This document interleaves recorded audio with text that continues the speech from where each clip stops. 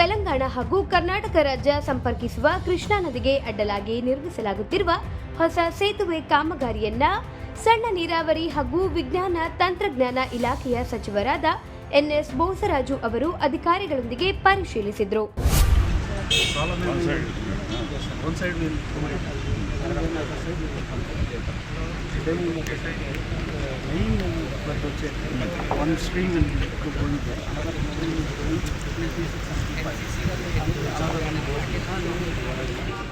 ರಾಷ್ಟ್ರೀಯ ಹೆದ್ದಾರಿಗಳ ಪ್ರಾಧಿಕಾರದ ಅಧಿಕಾರಿಗಳೊಂದಿಗೆ ಶಕ್ತಿನಗರದ ಕೃಷ್ಣಾ ನದಿಗೆ ಅಡ್ಡಲಾಗಿ ನಿರ್ಮಿಸಲಾಗುತ್ತಿರುವ ಸೇತುವೆ ಕಾಮಗಾರಿಯನ್ನ ವೀಕ್ಷಿಸಿದ್ರು.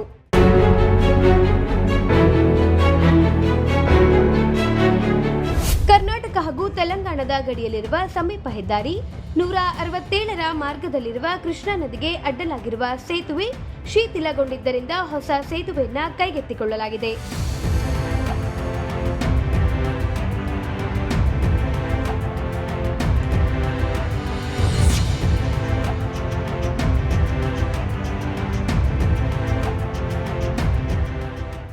ಕರ್ನಾಟಕದಿಂದ ತೆಲಂಗಾಣ ರಾಜ್ಯಕ್ಕೆ ಸಂಪರ್ಕ ಕಲ್ಪಿಸುವ ಪ್ರಮುಖ ರಸ್ತೆಯಾಗಿದ್ದು, ವ್ಯವಹಾರ ವಹಿವಾಟಿಗೆ ಪ್ರಮುಖ ರಸ್ತೆಯಾಗಿ ಭಾರೀ ಗಾತ್ರದ ವಾಹನಗಳು ಸಂಚರಿಸುತ್ತಿರುವುದರಿಂದ ಈ ಸೇತುವೆ ಕಾಮಗಾರಿಯನ್ನ ಶೀಘ್ರವಾಗಿ ಮುಗಿಸುವಂತೆ ತ್ವರಿತಗತಿಯಲ್ಲಿ ಕಾರ್ಯನಿರ್ವಹಿಸಬೇಕೆಂದು ಅಧಿಕಾರಿಗಳಿಗೆ ತಿಳಿಸಿ ಕಾಮಗಾರಿ ಉಪಕರಣಗಳ ತಯಾರಿಸುವ ಘಟಕಕ್ಕೆ ಭೇಟಿ ನೀಡಿ ಉಪಕರಣಗಳ ಗುಣಮಟ್ಟವನ್ನು ಪರಿಶೀಲಿಸಿ ಮಾಹಿತಿ ಪಡೆದರು.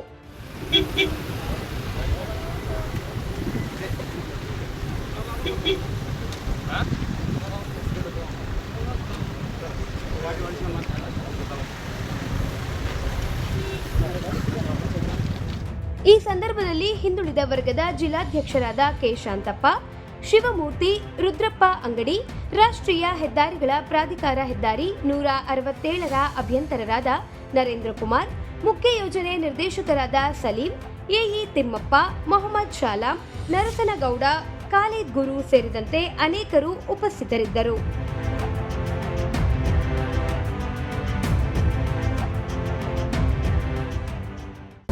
ಕರುನಾಡ ಪ್ರಜಾ ಟೈಮ್ಸ್, ಸತ್ಯದೆಡೆ ನಮ್ಮ ನಡೆ.